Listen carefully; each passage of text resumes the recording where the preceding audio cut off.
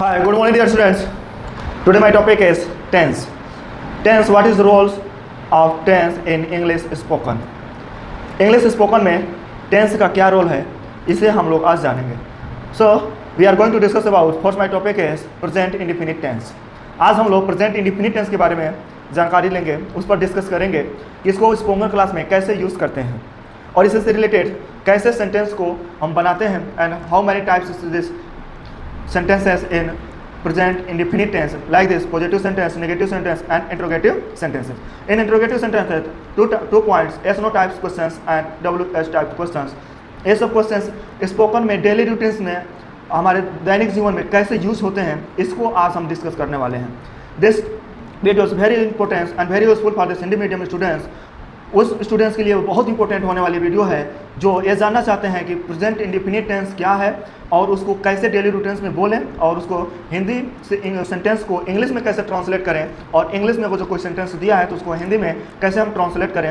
ये class 3rd to class 12th के लिए बहुत ही यूजफुल होने वाली है और दिस स्टूडेंट्स वो भी स्टूडेंट्स के लिए भी इंपॉर्टेंट है और पेरेंट्स के लिए जो डेली रूटीन्स में अपने बच्चों के साथ बोलना चाहते हैं, या वो स्टूडेंट्स जो इंग्लिश मीडियम से तो पढ़ते हैं, बुक तो पढ़ लेते हैं, बट इंग्लिश जब बोलने की बात आती है तो वहाँ पर वो उनको हेजिटेशन होता है, उनको कन्फ्यूजन डाउट हो जाता है, कैसे हम इसको एक्सप्लेन करें, कैसे इसको हम स्पीक करें या टॉक करें, किसी बोलें. तो उनके लिए भी बहुत ज़्यादा फर्स्ट और हम डिस्कस करें फॉर जो हमारा टेंस. आइए टेंस को स्पोकन में कैसे इसको यूज़ करने वाले हैं, इसको मैं बात करने वाले हैं. First for my points is affirmative sentence. Affirmative sentence. Affirmative sentence second name is positive sentence. Positive sentences. Positive sentences in Hindi you से साधारण वाक्य.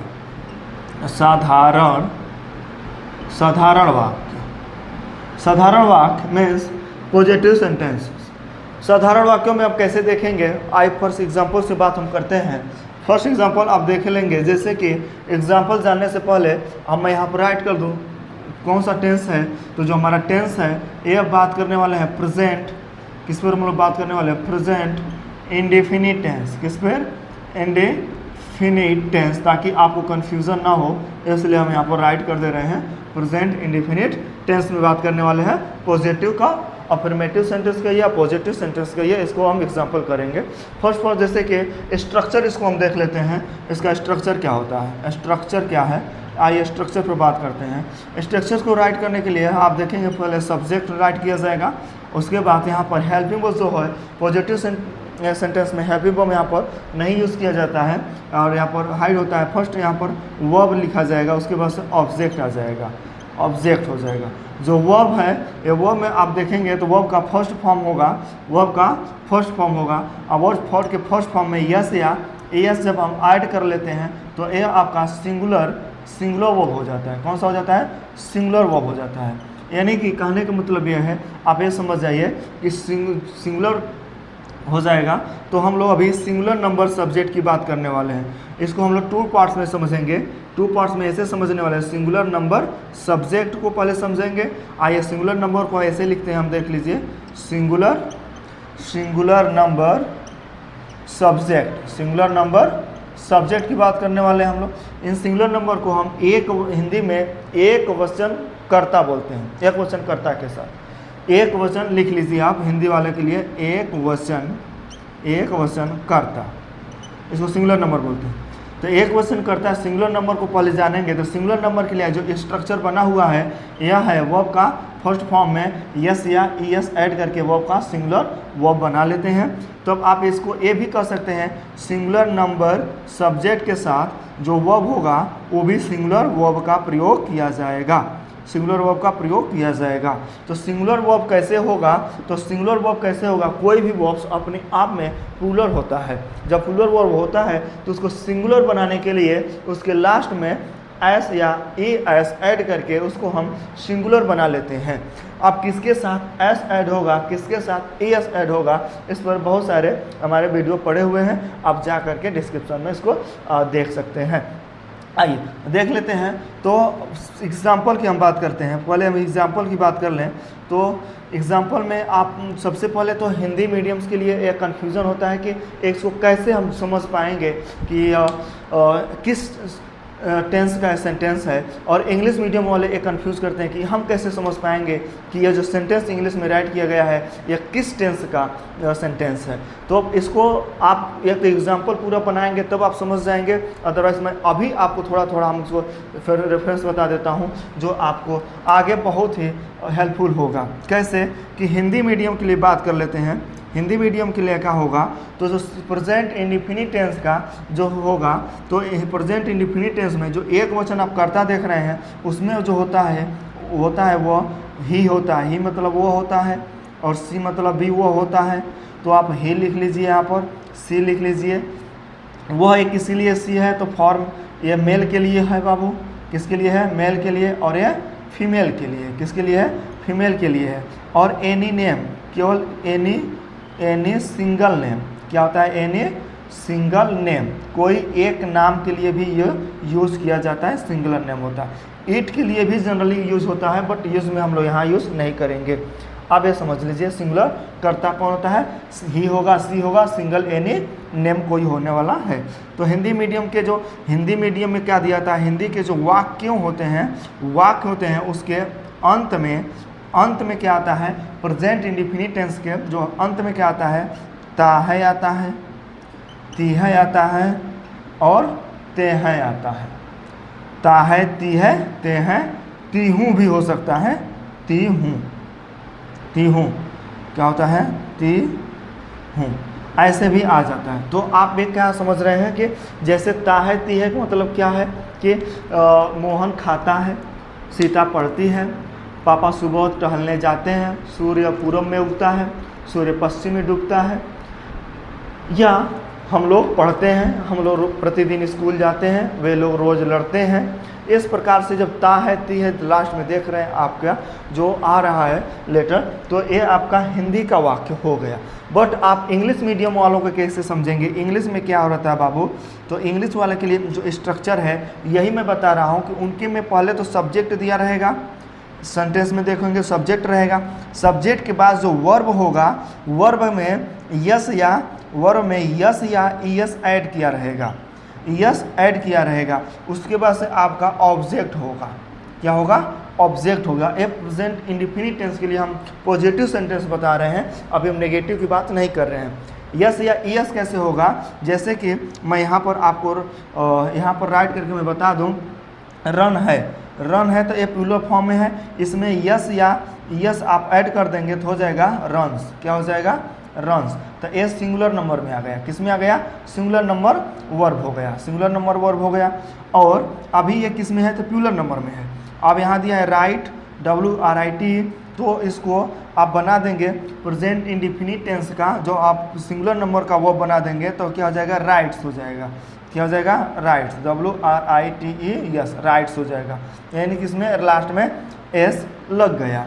अब यहाँ पर स्टडी दिया हुआ है, STUDY हो गया, स्टडी हुआ है, तो यहाँ पर स्टडीज़ हो जाएगा, क्या हो जाएगा, STUDYES, स्टडीज़ हो जाएगा। अगर जो आप यहाँ पर दिया है, क्या है, ड्रिंक दिया है बाबू, क्या दिया है, ड्रिंक, तो इसका हो जाएगा ड्रिंक्स हो जाएगा, क्या हो जाएगा, ड्रिंक्स हो जाएगा, ड्रिंक्स, यस यहाँ पर ऐड हो जाएगा। तो आप किस में यस लगेगा, किस में IES लगता है और किस में आपका यस लगेगा, इस प्रकार के बहुत सारे वीडियो पढ़िए, आप उसको जा करके टोटल 13 रूल्स हैं, उन 13 रूल्स को एक बार वॉच कर लीजिएगा, अच्छी तरह से राइट कर लीजिएगा, मेमोराइज कर लीजिए, बार बार आपको वो हेल्पफुल होगा। कहीं भी आप सेंटेंस को ट्रांसलेट करेंगे या इसको स्पीक करेंगे या टॉक करेंगे अदर्स के साथ, तो इसमें काफ़ी यूज़फुल होता है।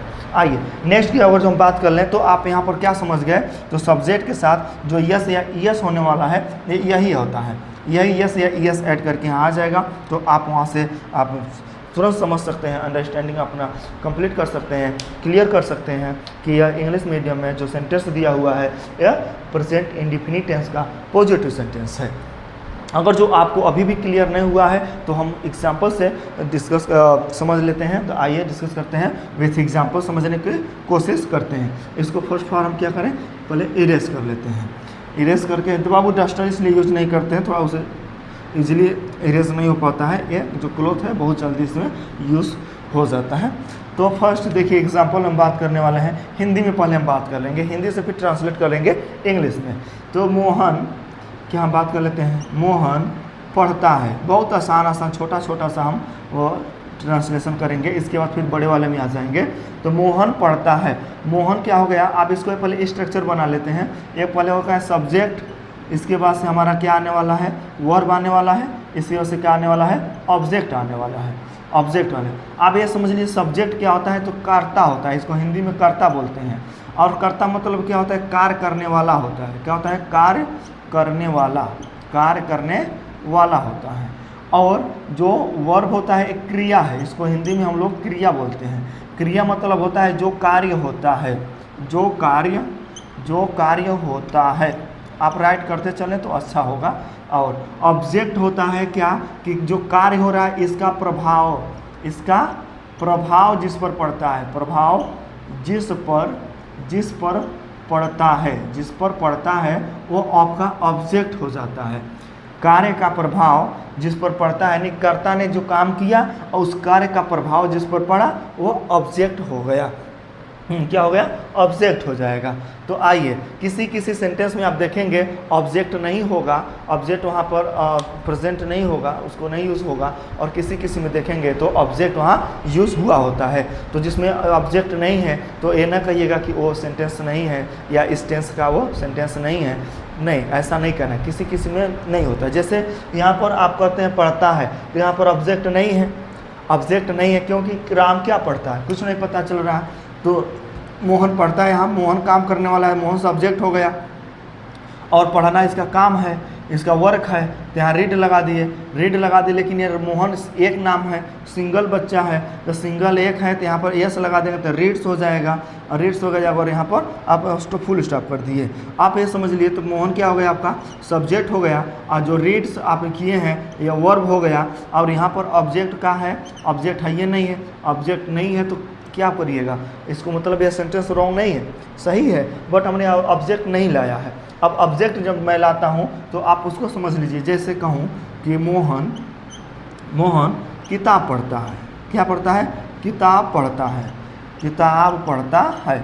आप मुझे लग रहा है बाबू आप अच्छी तरह से इसको समझ रहे होंगे। मोहन किताब पढ़ता है, तो आप मोहन क्या हो गया, कर्ता हो गया, मोहन क्या हो गया, कर्ता हो गया बाबू, कर्ता हो गया। और जो पढ़ना है इससे क्या हो गया, कार्य हो गया। और मोहन किताब पढ़ता है, क्या पढ़ता है, पढ़ने का प्रभाव किस पर पड़ रहा है, किताब पढ़ रहा है। तो किताब आपका क्या हो जाएगा, आपका कर्म हो जाएगा। कर्म मतलब क्या हो गया, ऑब्जेक्ट हो गया, क्या हो गया, ऑब्जेक्ट हो गया। आप कर्ता कार्य कर्म, तो आप ऑब्जेक्ट हो गए। आप इसको कैसे आप पिरोएंगे, आप कैसे इंग्लिश में राइट करेंगे। इंग्लिश में तो राइट करना बहुत ही ईजी है, बहुत ही शानदार है, बट इंग्लिश में इसको डिफाइन और हिंदी में इसको समझना थोड़ा बच्चों के लिए दिक्कत होती है। तो मैं जितने ईजी तरीके से आपको बता रहा हूँ, मुझे लगता है कि अब आपको दिक्कत नहीं होने वाली। No problem in this sentence, we are clarify which is the subject और object and the verb. So they write in English sentence right here. Mohan. First for your Mohan. Mohan is a subject and verb first आ जाते हैं. verb क्या है इसका, पढ़ना, पढ़ता है. तो मोहन का हो जाएगा रीड. रीड में यस लगा दिया तो हो गया रीड्स. इसके वजह से क्या पढ़ता है, क्या पढ़ता है, इसका ऑब्जेक्ट क्या है, बुक. क्या होगा बाबू, बुक. ये हो गया बुक. तो आप इसको आप डिफाइन कर लीजिए. जो मोहन है बाबू, ये क्या हो गया आपका सब्जेक्ट हो गया. जो आपका रीड्स है ये क्या हो गया आपका वर्ब हो गया. वर्ब में आप फर्स्ट फॉर्म में क्या ऐड किया गया है, यस ऐड किया गया है. किसी में यस ऐड किया जाता है, इसलिए हम यहाँ पर यस नहीं ऐड करेंगे बिकॉज कि यहाँ पर एस ही ऐड किया गया है. So we write here S only. The book जो है आपका ऑब्जेक्ट है. क्या हो गया, ऑब्जेक्ट है. मैंने बताया था सब्जेक्ट जो वर्क करता है उसका प्रभाव जिस पर पड़ता है वो ऑब्जेक्ट हो जाता है.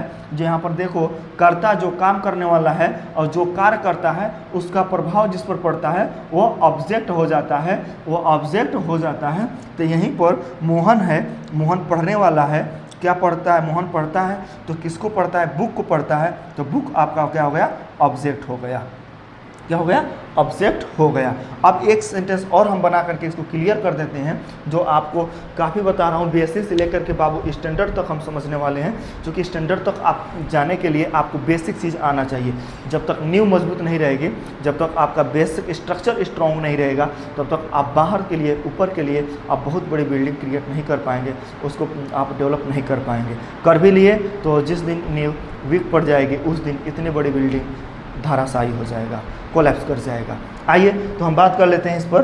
कहते हैं राम, क्या होते हैं, राम और क्या बोल सकते हैं, राम आम खाता है, राम आम खाता है, राम आम खाता है। अब हम छोटे से पहले समझा लेते हैं, बड़े तो बहुत आसान समझ लोगे, ये छोटे इसलिए एग्जाम्पल दिए जाते हैं क्योंकि इस चीज़ बहुत जल्दी अंडरस्टैंडिंग हो जाती है बच्चों को, इसलिए। तो राम क्या हो जाता है, राम काम कर रहा है, राम खा रहा है, तो खाना इसका क्या हो गया बाबू, राम करता हो गया, यहाँ पर राम क्या हो गया, करता हो गया, खाता है, खाना इसका क्या हो गया बाबू, कार्य हो गया, खाना इसका कार्य हो गया। और क्या खा रहा है, क्या खा रहा है, तो आम खा रहा है, तो आम क्या हो जाएगा, इसका कर्म हो गया। यानी कि इसको इंग्लिश में अगर जो आप कहो तो सब्जेक्ट हो जाएगा, राम क्या हो गया, सब्जेक्ट हो गया, और ईट करता है, खाता है, तो आपका वर्ब हो गया, क्या हो गया, वर्ब हो गया।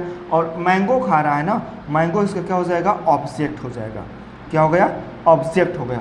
आइए अब इसी को हम एक राइट कर लेते हैं, सेंटेंस में इसको राइट कर लेते हैं। तो राम यहाँ हो जाएगा, क्या हो जाएगा, राम, और खाना खाता है, तो खाने के क्या हो जाएगा, ईट, और सिंगुलर नंबर है, राम सिंगुलर है, एक लड़का है, तो इसके लिए अब ईट में एस ऐड कर देंगे तो हो जाएगा ईट्स, और ईट्स क्या ईट्स करता है, मैंगो, ईट्स मैंगो, आप लिख लिए मैंगो।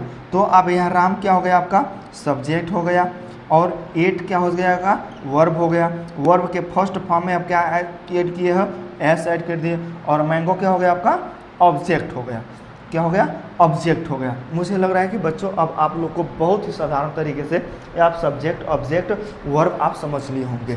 आप इसको अब समझ लिए हैं, तो आप इसके बाद हम एग्जाम्पल बनाने जा रहे हैं। अब इससे बड़े चीज़ को लेकर के आइए, इसको लेना हो उसका शॉर्ट तो ले लीजिए। अब मैं इरेज कर देता हूँ, ठीक, आप इरेज करने वाले हैं।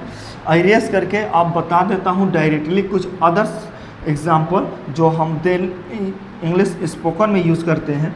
इंग्लिश स्पोकन में कैसे यूज़ करने वाले हैं, आप इसको धड़ाधड़ हम फास्ट चलेंगे, अभी स्लो थे तो आ जाइए। पहले हम बात करते हैं, सीता किताब पढ़ती है, सीता किताब पढ़ती है। आप बाबू जल्दी बताओ, जल्दी ट्रांसलेट करो इसका, आप लोग करो। दूसरा है करण फुटबॉल खेलता है, फुटबॉल क्या होता है, यहाँ फुट होगा, फुटबॉल खेलता है। चलिए आप जल्दी ट्रांसलेशन करते चलिए आप लोग, मैं आप लोग को हम अभी बताऊंगा, मैं लास्ट में बताऊंगा, परेशान मत होना, बट पहले आप ट्राई कर लीजिए। मैं आपको राइट नहीं करूंगा, ऐसे ओवरऑल बता दूंगा, और सारे एग्जांपल मैं बताऊंगा, आप घबराइए नहीं। आप बहुत सारे मैं आपको समझ रहा हूँ, आपका टेंशन, आपका दर्द मैं समझ रहा हूँ। जिस तरह से बच्चे ने कुछ आकर के मुझे मिला है फेस टू फेस और कहा कि सर मुझे कन्फ्यूज़न होता है सब्जेक्ट ऑब्जेक्ट को फाइंड करने में और इसको ट्रांसलेट करने में, मैंने कहा बाबू मैं एक स्ट्रॉन्ग वीडियो मैं आपको लेकर आता हूँ, जो बेसिक से लेकर के स्टैंडर्ड तक आपको पहुँचाऊँगा। आप बिल्कुल आप घबराइए नहीं, तो उन बच्चों के लिए भी काफ़ी यूज़फुल होने वाला है। आ जाइए, अब मैं बात करूँ, राम क्रिकेट खेलता है, क्या करता है बाबू, क्रिकेट खेलता है। चलिए इसको जल्दी आप ट्रांसलेट करिए, और मैं फोर्थ कर लेता हूँ। अभी मैं सिंगुलर नंबर की बात कर रहा हूँ बाबू, प्लूरल नंबर नहीं जा रहा हूँ, अभी सिंगुलर नंबर की हम बात कर रहे हैं। अगला हो जाएगा क्या, सीता हो गया ना, कविता बात कर लेते हैं। कविता अपना होमवर्क पूरा करती है, अपना होमवर्क पूरा करती है। फोर्थ हो जाएगा आपका रीता, क्या हो गया, रीता अपना कार्य पूरा करती है। चलिए कंप्लीट, पूरा करने का कंप्लीट होता है बाबू, होमवर्क का तो होमवर्क जान ही रहे हो। अपना कविता अगर लड़की है तो अभी मैं बता दूंगा इस पर क्या यूज़ होने वाला है। 6 नंबर का आप बता देता हूँ हमें, समीर क्या होता है, समीर दौड़ता है, क्या करता है, दौड़ता है, समीर दौड़ता है। 7 नंबर पर आप बात कर लो, धैर्य है ना, तो इसका अभिषेक बात कर लीजिए, अभय बात करते हैं, सही है, अभय अच्छा नाम है।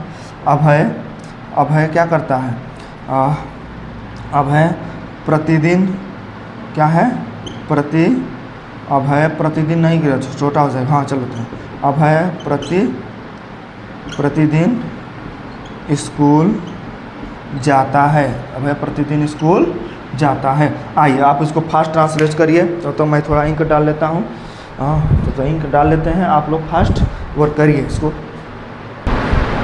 आइए तो हम लोग इसको कंप्लीट कर लिए। तो आप लोग बना चुके होंगे, मुझे पता है कि आप ट्रांसलेट किया ना, क्या हो गया, सीता किताब पढ़ती है, तो क्या हो जाएगा बाबू यहाँ, सीता क्या हो गया आपका सब्जेक्ट हो गया, सीता सब्जेक्ट हो गया, पढ़ना इसका क्या हो गया आपका वर्ब हो गया। तो पढ़ना क्या होता है बाबू, रीड, और सीता सिंगुलर नंबर है, तो क्या हो जाएगा यहाँ पर, रीड्स क्या पढ़ती है, बुक, रीड्स बुक हो जाएगा बाबू। आप समझ में आ रहा होगा। अब क्या है, करण फुटबॉल खेलता है, तो बाबू यहाँ करण हो गया, करण। इसका मुख्य काम क्या है, इसका वर्क क्या है, वर्क क्या कर रहा है, वर्क खेलना कर रहा है, तो प्ले हो जाएगा, प्ले हो गया। अब प्ले सिंगुलर है, करण एक लड़का है, इसमें क्या ऐड कर देंगे, यस, तो हो गया प्लेस क्या कर रहा है, तो फुटबॉल, आप यहाँ राइट कर देना, फुटबॉल राइट कर लेना। राम क्रिकेट खेलता है, तो क्या राइट कर लीजिएगा आप, राम का काम क्या है, यहाँ काम है बाबू खेलना, तो यहाँ प्लेट कर लीजिए, प्ले अगर सिंगुलर नंबर है, राम एक लड़का है, तो क्या ऐड कर दोगे, प्लेस क्या हो जाएगा, प्लेस क्या होता है, क्रिकेट, तो यहाँ राइट कर लीजिएगा क्रिकेट। आप क्रिकेट कर लेंगे, कविता यहाँ राइट कर लीजिएगा आप, कविता क्या है, कविता सब्जेक्ट हो गई, कविता सब्जेक्ट कर रही, अपना होमवर्क पूरा करती है, तो पूरा का कंप्लीटेड क्या हो गया, यहाँ पूरा करना का कंप्लीट हो जाएगा, क्या हो जाएगा, कंप्लीट्स, क्या हो जाएगा, कविता कंप्लीट्स। अब अपना होमवर्क किसका, अपना, तो बाबू एक चीज़ आप समझ लीजिए, मैं आपको यहाँ बता देता हूँ, अपने के लिए, किसके लिए, ये करता है, ये क्या है, करता है, और यह अपने लिए, किसके लिए है, अपने लिए। तो बाबू करता अगर जो ही है तो अपने लिए हिज का प्रयोग करेगा, करता अगर जो सी है तो अपने लिए हर का प्रयोग करेगा, और जो करता आपका क्या है, आई है, तो आई के लिए अपने लिए मी का प्रयोग करेगा। अगर जो बाबू करता यू है तो अपने लिए योर का प्रयोग करेगा, किसका प्रयोग है, योर करेगा। अगर जो करता बाबू वी है तो अपने लिए अवर का प्रयोग करेगा। ये आपको याद होना चाहिए, 100% याद हो, ये ज़रूरी है, याद होना चाहिए, और ये यूज़ होता है। तो आप, मुझे पता है कि आप इसको ये याद कर लेंगे, ना गिरो भाई नुकसान हो जाएगा हमारा। आ जाते हैं, तो आप कर देते हैं, तो क्या हो जाएगा, यहाँ पर ये सी है, लड़की है, तो सी के लिए क्या यूज़ करोगे, हिज, तो यहाँ लगा दोगे, सॉरी हर लग जाएगा, क्या लग जाएगा, हर क्या लग जाएगा यहाँ पर, हर होमवर्क, क्या लगा लोगे, हर होमवर्क। अब राइट कर लेना सही से बाबू। अब अभी टाइम कंप्लीट होने वाला है। अब कहते हैं होमवर्क, यहाँ क्या है, समीर दौड़ता है, तो यहाँ राइट कर लीजिएगा बाबू, क्या हो जाएगा, समीर का मुख्य काम क्या है, वर्क क्या कर रहा है, दौड़ना, तो हो जाएगा रन। यह एक लड़का है, तो यहाँ लगा दो यस, तो हो जाएगा रन्स। और ऑब्जेक्ट इसमें है, ये नहीं है, तो ऑब्जेक्ट नहीं है तो रहने दीजिए, नो प्रॉब्लम। अभय प्रतिदिन स्कूल जाता है, तो हो जाएगा बाबू अभय राइट कर लो। अभय, जाना का क्या होता है बाबू, गो होता है, गो।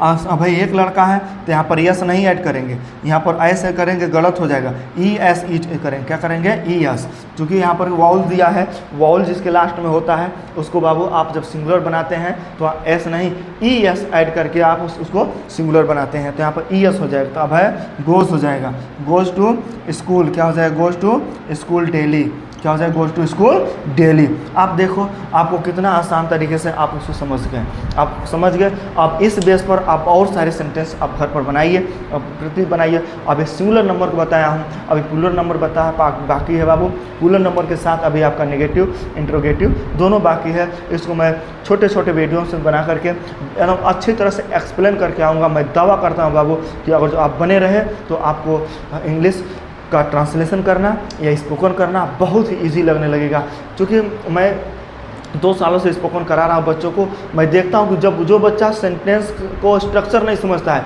जो लड़का टेंस नहीं जानता है, वो स्पोकन कराने में, उसको बुलवाने में बहुत मशक्क़त करना पड़ता है, बहुत मेहनत करना पड़ता है।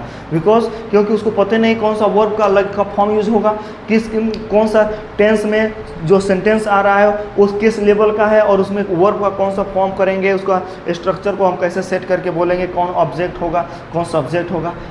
कुछ सेंटेंस ऐसे हैं जो बिना इसका फास्ट चले जाते हैं, बट मैक्सिमम सेंटेंस बाबू टेंस के ही अकॉर्डिंग आपको इस पर किए जाते हैं। अदरवाइज स्पोकन कहिए या ग्रामेटिकली कहिए, वो उसमें त्रुटियां मिलती हैं, फॉल्ट मिलता है। तो बाबू आपको वीडियो अच्छा लगा हो तो आप वीडियो को शेयर करें, लाइक करें, और चैनल को पहली बार देख रहे हो तो मेरे चैनल को सब्सक्राइब जरूर करें। बहुत बहुत धन्यवाद।